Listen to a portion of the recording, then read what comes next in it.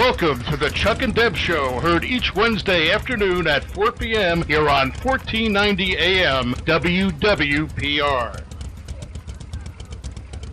And now, here's Chuck and Deb. We've got a great friend of ours and friend of the family, Jim Wilder, and Jim is actually the director of the HOG Chapter. Isn't that correct, Jim? Yes, I'm director of the new Manasota HOG Chapter, where we combine Rossiter, Sarasota, and Manatee County hog groups into one. Okay, great. And you've been doing that a number of years now, haven't you, Jim? I've been the director for about 10 years now. Wow. Well, let's it's a long time. It is a long time. Well, you must be doing something right if you're still the director. Well, it's once again, it's one of those jobs nobody wants. So I missed the meeting and got reelected. You don't miss the meeting. That's moral of that story, right? Deb knows that. She missed one meeting and ended up safety or secretary or something. Yeah. Yep. So, Jim, just taking you back a little bit, and Deb, step in at any time. But Jim, let's just take you back. So, when you first started writing, what was it that got you interested in writing to begin with? Do you think you can think that far back? I know I'm old. I know. Yeah, you know I'm old. I can remember when I was 5 or 6 years old having a mini bike with a lawnmower engine in it that we kept blowing up and changing out, and we rode that on dead end roads and all over the neighborhood. And from there, there was a while that I kind of laid off, but then dirt bikes. We rode dirt bikes through areas that are now subdivisions, sure, where things have grown. And then let's see, we went from Hondas to BMWs, Triumphs. Actually didn't get the first Harley until after I was 50. Huh. Yeah. And since then, I've put over 100,000 miles on Harleys. Jeez. Riding all over the place. So yeah. But yeah, it started with a mini bike at about 6. I love it. You know, Jim, we've never really talked about that before, but that's how it started with me too. It always seems to start as a kid with a, at least for me, it started with me with a mini bike as well. So I think that's interesting.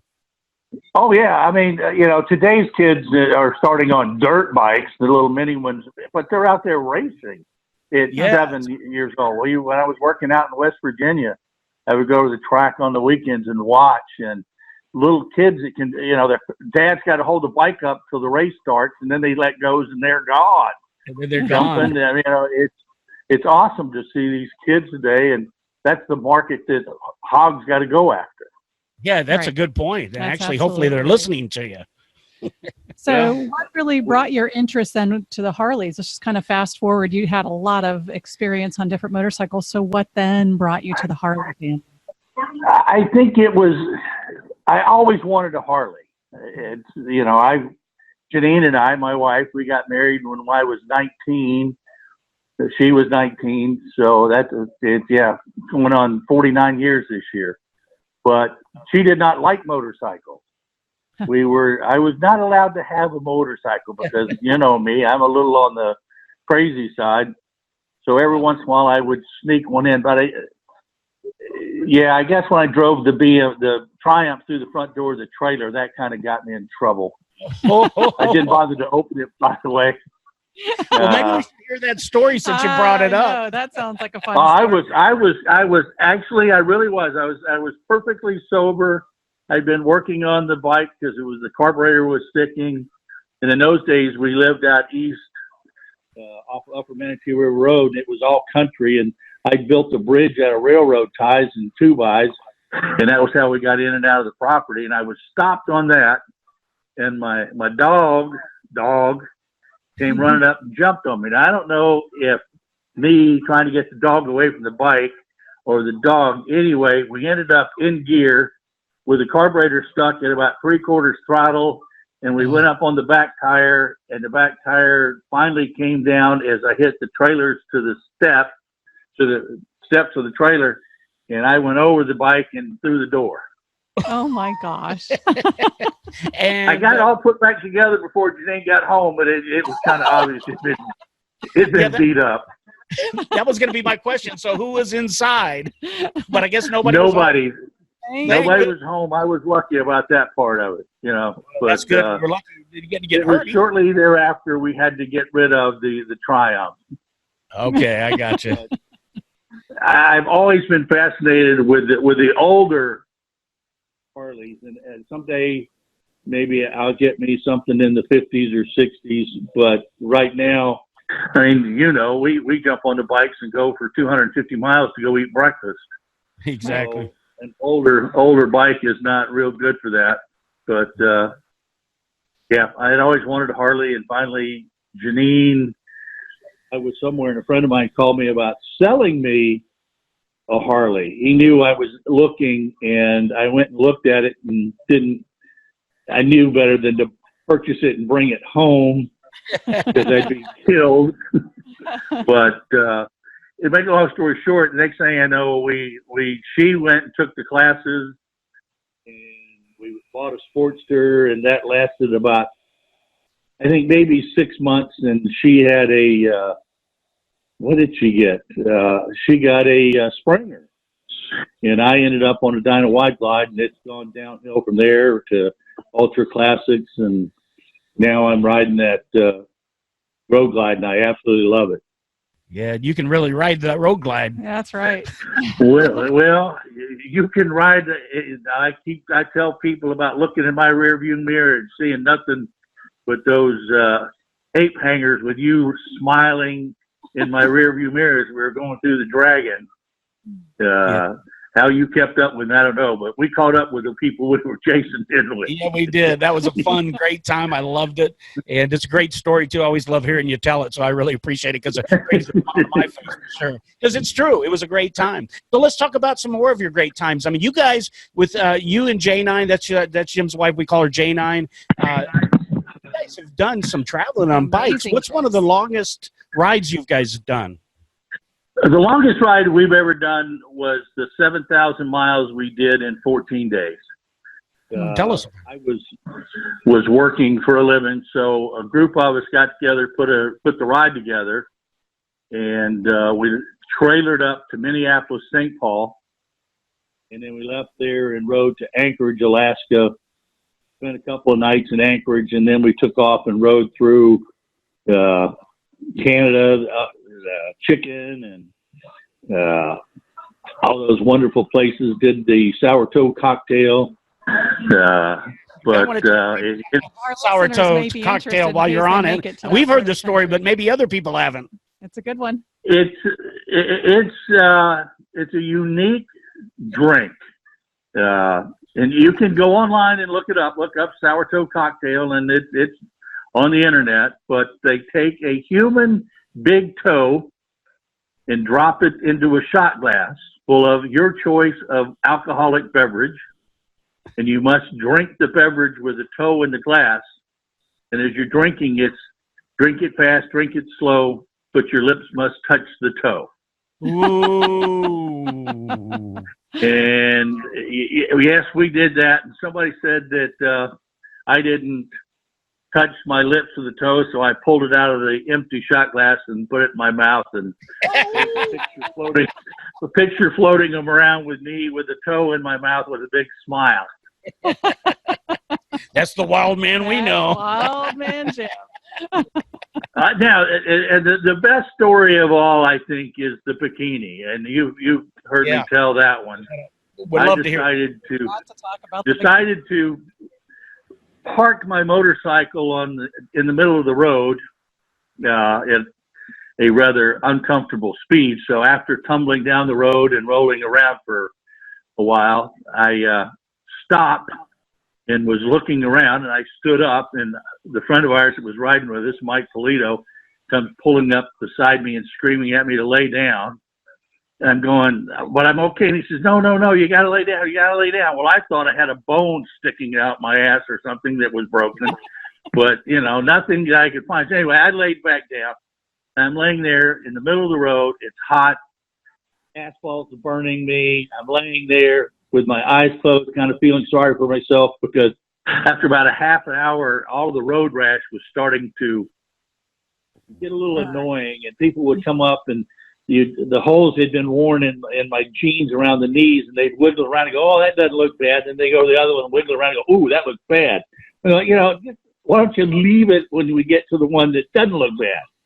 Right. But anyway, I'm laying there, and all of a sudden I feel something start to drip on my forehead. What is it starting to rain? And I open my eyes and look, and there, about 4 inches from my face, is a bikini. And this absolutely gorgeous young lady in a bikini is playing with me to make sure and checking to see if I had any broken bones. And she's dripping from her bikini onto my forehead. Yum. They're going, okay, this isn't as bad as I thought it was. And I'm laying there, and Janine was kind of kneeled down next to me, worried about me. And I motioned for her to lean in, and she leaned in, and I whispered, "Can you tell her I'm having trouble breathing and see if she'll give me mouth to mouth?" Kicked me and walked off, said, "He's okay." I thought That's a true story. I love tell that her story. to move away. What's that, Deb? I said I thought for sure he was asking her to come in so he could tell her that he's fine. She needs to move away. Yeah, sure. That's what she thought too. No, not me. That, like I said, got me kicked. Yep. She knew right then and there you were just fine. Yep, I did. She did. There was no problem. You weren't quite. Yeah, we were up in Wisconsin. We had just left Milwaukee, and we're going up to a friend of ours' house, the Vanderwaters. So that was happened in. Yep. So that was another good ride. I had to rent a car to get home. Oh. They kept the motorcycle up there for about 4 months to repair it. So let's see. We've been to Milwaukee twice now. We've been to Sturgis. I'm the only one of the group of those of us that have gone has ridden. And I was working out in Texas at the time and rode from Texas out. But yeah, so I like the long ride. Yep, that's for sure. And you've been on a couple of it.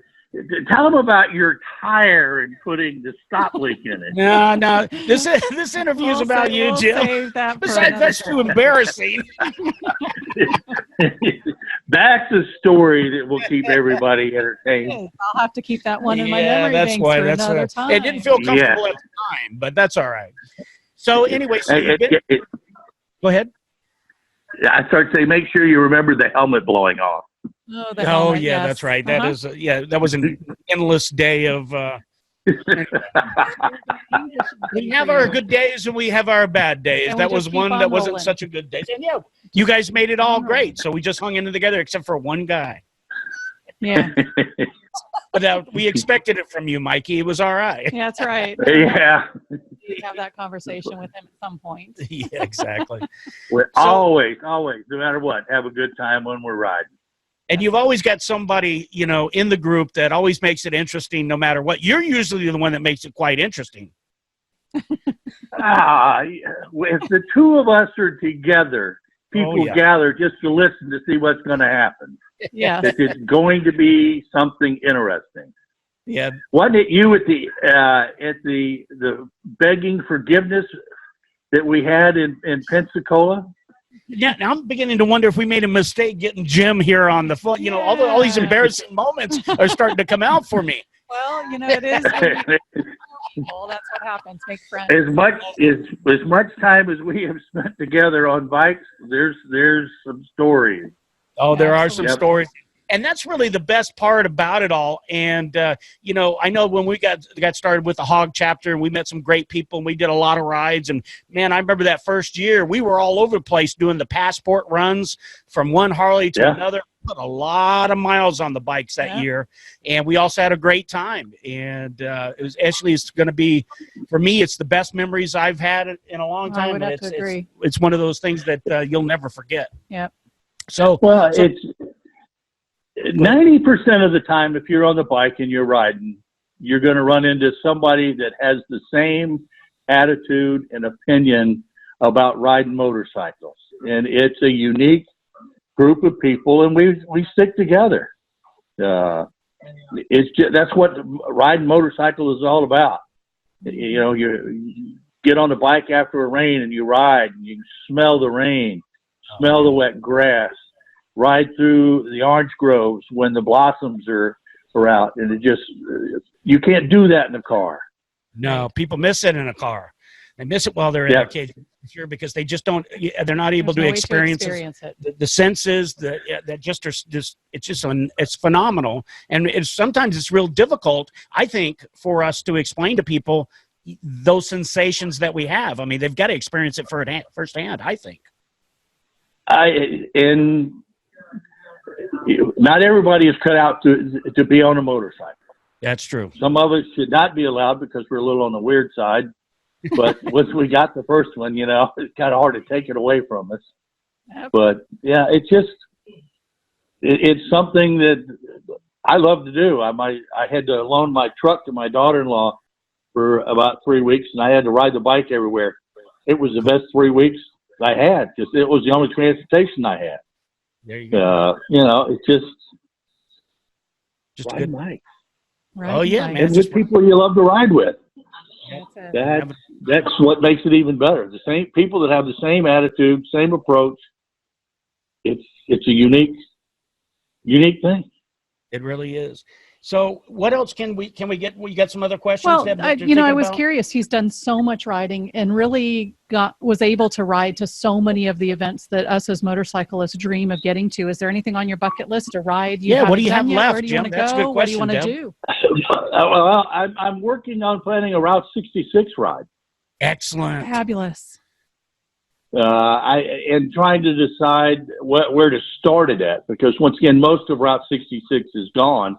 You can go all the way to Chicago, and the museum and everything is there, or you can come down into Texas and pick it up there. And from Texas out is where most of it's still left, and where the TP Motel and all of that stuff is. So it's, you know, I'm putting it together in my brain, and sometimes the voices there talk about it, sometimes they don't. But that's my goal, and I don't know if, you know, I'm 68, so those long rides are getting harder to do. So I got to get it in the book and done. Yep. Right. So get out to California and ride the coastline, ride through the desert on a bike with no name. There you go. There you go. But one of the most interesting people that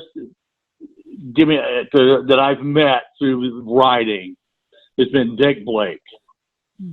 Oh yeah, without a doubt. Absolutely. When I first met him, we were doing a poker run, and I got a ride with him, and we were going out to Mayaca. That's where the card draw was, and he had me lead the way out there. Well, I was running 5-7 miles over, and we finally got there and got off the bikes, and the first words out of his mouth was, "You ride kind of slow, don't you, boy?" I'm like, yeah, I was doing 7 over the speed limit. He says, you ride kind of slow. Said, okay. And over the years, he's got more riding experience than I will ever get. And he's one of the greatest people that I've gotten to know out of HOG and riding motorcycles. People like that Terry Westerfeld. These are people you know. I mean, they're full of history. You got Dick has his notebook. If you ever get a chance to look at his photo album, he's got pictures of him riding motorcycles on Daytona Beach. He's got all of his awards and trophies that he won racing bikes. He's a Harley man. Yeah, I never owned anything other than Harley. That, you know, it's people like him that make me want to keep being what I am, and that's riding motorcycles. Someday, I'm almost there. I'm old and cranky, but not quite as old as he. Turned 91 this year. Amazing. So that's amazing. Yeah, that type of stuff that getting an interview done with, and Terry as well. So yep. Those are all people that we look forward to hooking up somehow with in the future. So we know exactly what you mean. It's a walking like encyclopedia of motorcycling, knowledge, right? education, right? Oh yes. he was part of that national ad campaign that Harley did. They had him start out he was sitting in a rocking chair, and he went from the rocking chair onto the bike and was riding across the Skyway. I mean, it was absolutely great ad for Harley Davidson. That'd be cool. And Janine was in one of those too. But it's the people. The bike kind of second to the people, but the bikes are right up there at the top. There you go. So, Jim, taking it back to you just a little bit. I don't know if I know this. Do you have a biker name? No. Nobody's ever knew. Wildman came from the military. I did 34 years in the reserve, and I was a warrant officer. So that's where the CW and CW Wildman, which is, but no, I've never been actually given a biker name. Okay. We might have to work on that. Yeah, how can it be? I can imagine he's not allowed to be involved in that, Deb. Only you. It has to be something we can say in public. Well, it might have to do with what you mentioned earlier with all those voices. I mean, that's all those different personalities you got going on. Is have to relate to that somehow. But Wildman is perfect. A couple of times you were voted out by the majority of the voices. But he just what are their names again? We're not allowed to be mentioning anybody that they're on a most wanted list somewhere. Okay, so we got to keep all that very confidential, so we don't want to expose that on radio like this. So, well, come on. What else do we got for Jim? I think that our listeners would be really interested because not everyone owns a Harley that listens to our show. Right. So, and there's lots of riding groups out there. What has attracted you to HOG, and really tell our listeners about HOG, if they will? Yeah, I think that's real important. In fact, the first bike that Janine and I bought was the Sportster, and we bought it up in Crystal River because I was working up in Crystal River when she said it was okay to buy a bike, and that's where we ended up buying it. And the salesman that we dealt with was the director of the local HOG chapter, so he got us involved and was telling us all about it, and so we became interested. And then when I finally quit working up there, and we moved into a new neighborhood. When we were riding the bikes in, one of the residents in there heard the motorcycles and came running over because he heard the motorcycles, and we go, this is going to be somebody that's going to complain about the noise. But it wasn't. It was the director of the Manatee River HOG chapter. So he got us involved. And then, of course, when they moved the dealership out to the new location, the HOG chapter kind of disassembled itself. And it was about a year later that we tried putting it back together.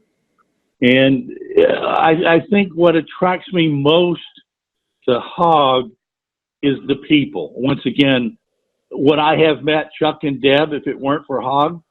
No. Probably not.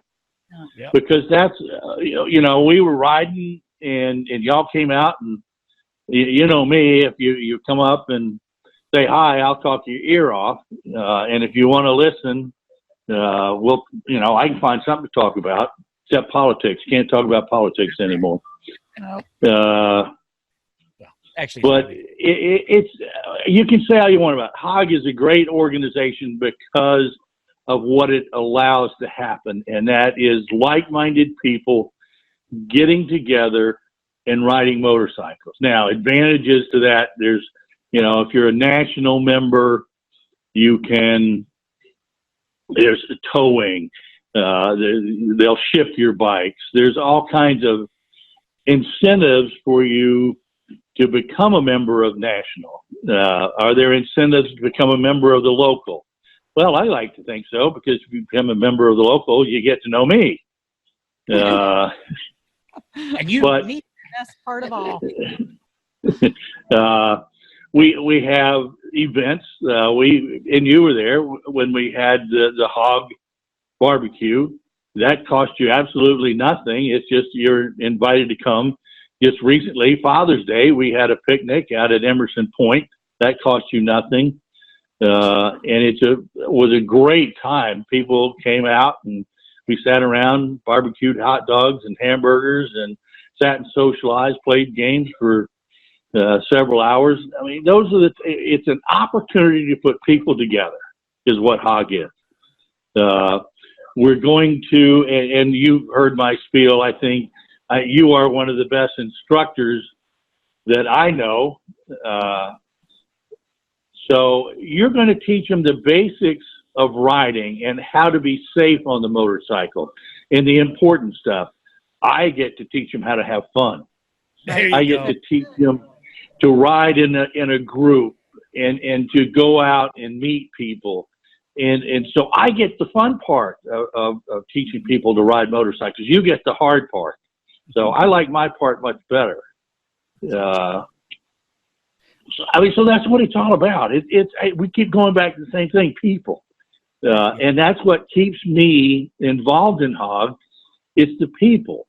Putting the two chapters together has been difficult because there was so much history between the Sarasota and the Manatee chapters. And we were always very competitive between the two of us. And now, all of a sudden, we can't be competitive because we're all one.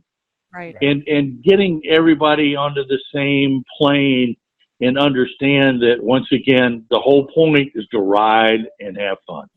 Exactly. You've been to the hot trainings, and that's what they say the same thing over and over: ride and have fun. And that's what I've learned to do, and it's what I enjoy. Every time I get on my motorcycle, I know I'm going to enjoy it.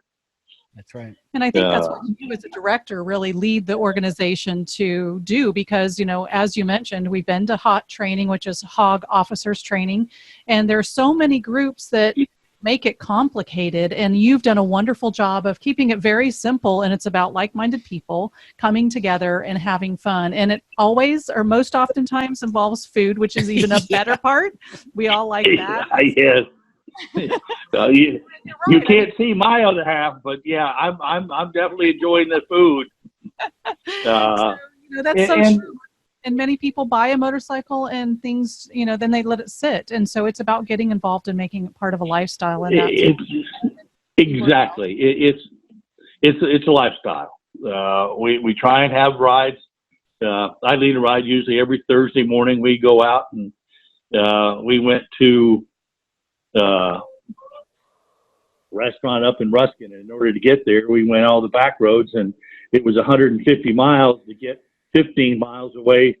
When we came back, it was only a 15-minute ride home.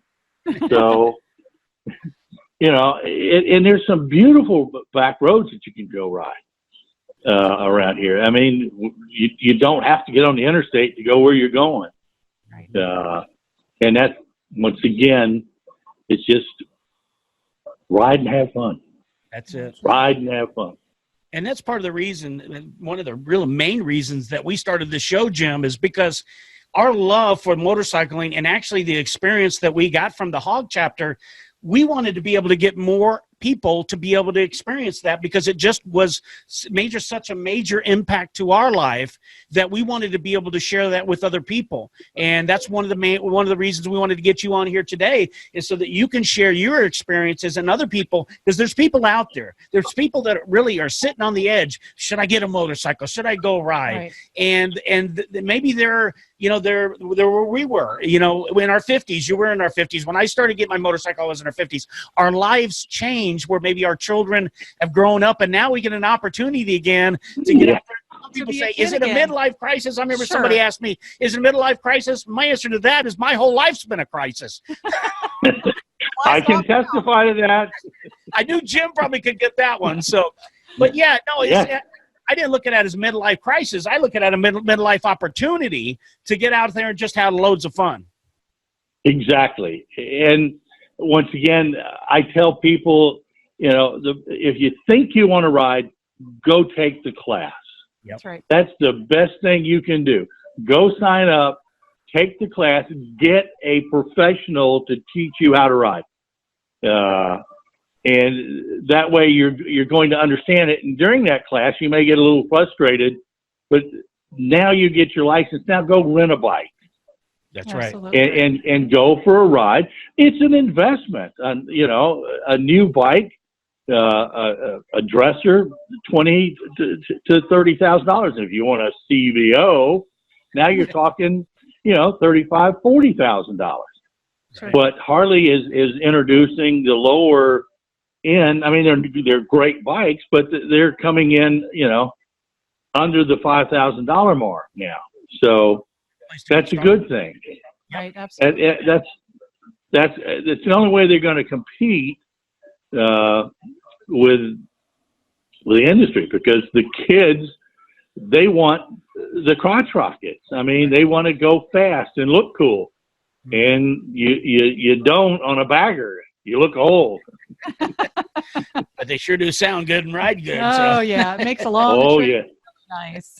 You get on your little crotch rocket and keep up with me when I do 600 miles a day. That's right. Good luck with that. You're not going to feel real good when we got to do the same thing tomorrow. Yeah, that's right. Just to get to where we're going, ride. Yeah. Exactly. So I mean, we're probably running a little bit out of time here. So go ahead and finish what you were going to say, Jim. it's just, once again, what it takes to become a member, because, you know, that may have piqued interest for a lot of people. So if you'd share that, what it takes to be a HOG member. I'm sorry. You kind of broke up there. I was just wanting you to share with those listeners that might be interested in becoming a HOG member what it takes to become one. Oh, okay. The first thing you have to do is become a national HOG member. I believe it's $45 a year, which gives you those benefits we talked about, which is basically nothing. But then after you get that, you can come and join a local chapter. We'd love for you to come to Manasota chapter and join here. Your dues now are $20. I think we're going to go up next year to $25. But for that $25, you get the hog party for free with a guest, and you get the Christmas party for free with a guest. And last year's Christmas party cost us $25 a person. So if you showed up for the meeting and went to the dinner, you got your money back. And we had a great time. We always have a great time at the Christmas party. But what you get out of that is you get our annual, well, you know, once a quarter now is where our newsletter is coming out. Our newsletter was like 17 or 18 pages, the last one we just sent out. A lot of good articles in there, good stories. We've got a couple of our writers actually live in England, and they go back and forth, and they'll tell us about their trips over in England and where they went. It goes in the newsletter, but you get the newsletter. You get the Christmas party, the hog party, and we have weekly rides that you can go on. So it's once again, it's all about riding, and that's what we're doing, and we're promoting riding through the local chapter. And it's a great opportunity and great place to meet people. Our actual membership now is hit 300. Oh, wow. So, and those are all legitimate, good, numbers and people that we've got in the chapter. I know it's the two combined, but that's the biggest numbers that we've ever had, even if you combine the two before. We're doing something right. And hopefully it's the people that you come to meet and the new riders that we're getting out of Deb's classes. That's great. Well, if you're thinking about riding or you're a rider, what you want to do is go out to Rossiter's Harley Davidson off Cattleman Road in Sarasota and find out when what's going on there. Or they could actually go out to the HOG website, Jim. You got the HOG website? Yes, and you can see our calendar. And we'd love for you to come out and ride. You don't have to be a member to come ride with us. You can ride as a guest. You just have to sign the paperwork that it's a waiver, but you sign that. You can ride with us, and and see what you think and how, if you'd like to join and get to ride with us all the time. So there you go. Get out So there. come out. Give that a try. Jim's giving you an invitation. Believe me, if you want it, you're going to love it. The people out there are fantastic. They're going to watch over you. They're going to make sure Jim and Janine, they're really good about that. I know that for a fact. And the other members of the HOG chapter. Yes. So if you're new to it, don't let anything intimidate you, because they'll make you feel completely comfortable. Because the first time I went out, somebody approached me and asked me if I wanted to go ride, and I was a little bit apprehensive because I had never ridden in the group before. Right. But they sort of take you under their wings. They sort of tell you what, what to expect, what to do, how, hand signals, all that good stuff, so that you fit in and you get in, and then you start to enjoy the ride and you just have a blast. Yeah. Yeah, and we do periodically a new class on group riding, and try and help the people that way too, and make them feel more comfortable with a kind of an official class, and go over all the hand signals and everything, so that they'll feel more comfortable out riding with us. That's great. Well, very important. But before we wrap things up, we wanted to play our game, Deb. Yep, we've got a couple of questions. And what's our game called? It is Biker Life Mystery Question Game. Okay. You ready for it, Jim? I think so. All right, let's see what the cards come up for you. The question is, would you ever consider posing for Playboy or Playgirl? Absolutely, I can suck it in. I'll not a question about it. That was a good one for you, Jim. That was a good one, absolutely. So here's kind of a catch 3. First question, blonde or brunette? She's got white hair now, but she used to be blonde. Blonde, okay. Boxers or briefs? Oh, none. Yes, Jim. There you go, Jim. That's the way to play the game. Last one, Harley or Honda, and I hope I know the answer to that one. Say that again now. Harley or Honda? Oh, Harley. There you go. Easy one, right? Chuck, why don't you ask him that one? Have you ever, have you ever received a nude selfie? I think about this one. I spent a lot of time out. Yeah, no, but we have done Skype before. Okay. So the next question is? Well, I think we already know who the answer is. It says, who is it from? So we'll take a guess. We know who that is. Yep, that was Janine. Okay. And just by any chance, do you still have it on your phone? Or computer? Pad? And in fact, I have 2 hard drives that are stacked over here on the end of the counter that I've got to destroy. I'm sure with good reason. Go ahead. 2 more. Right, we better wrap it up, more. because I think time's running out. I haven't been. Jim, we could go on and on all day talking to you. Oh, the 2 of y'all are 2 of my favorite people, and you know that. Oh, and we didn't even talk about burning chairs and cans exploding in fires. Well, we can always get you back on. You can save that for the next ride. More embarrassing moments, but fun moments. Never again. There you go. Never again. Oh, yeah. We're talking about never again. All right. Riding. This is fill in the blank. Riding motorcycles make me blank to blank. Happy. Happy? Happy. Very good. We'll leave it at that one. Let's see. I want to get one more good one here. Okay. Grab. Let's see. We already answered that question.